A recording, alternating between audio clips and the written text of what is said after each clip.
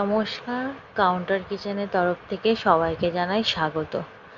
আজকে আপনাদেরকে আমি একটা রেসিপি দেখাবো, নিত্য নতুন। সবসময় তো সবারই একঘেয়েমি রুটি খেতে ভালো লাগে না, কারোর ইচ্ছাও তো করে অন্য ধরনের রুটি খেতে। তাই আজকে আমি একটু রুটিটাকে অন্যরকম করার চেষ্টা করেছি। দেখুন, আশা করি আপনাদের ভালো লাগবে। সবার প্রথমে আমি এখানে একটা রুটি নিয়ে, এই রুটিটা আমার গরমই আছে, আমি রুটিটাকে একটুখানি কেটে নিয়ে প্রথমে চেষ্টা করছিলাম যে ভেতরে যদি কোনো রকমভাবে চিজটাকে ঢোকানো যায়। আমি আরেকটু করে কেটে নিয়ে দেখছিলাম যে চিজটা ভেতর দিকে ঢোকানো যাবে কি না। এটা আমি বাসি রুটি দিয়ে করছি না, এটা আমি টাটকা রুটি দিয়ে করছি। আমি দেখছিলাম যে চিজটা রুটির মধ্যে দিয়ে ঢোকানো যাবে কি না। দেখলাম না, রুটিটা ছিঁড়ে যাচ্ছে, হবে না।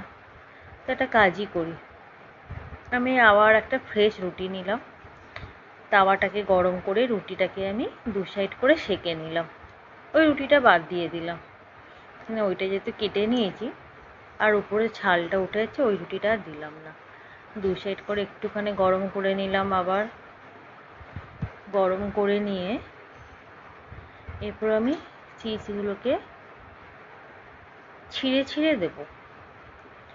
আমি স্লাইস চিজ নিয়েছি, আপনারা পারলে কিউব চিজ নিলে খুবই ভালো হয়। আমার কাছে যেটা ছিল আমি সেটাই নিয়েছি।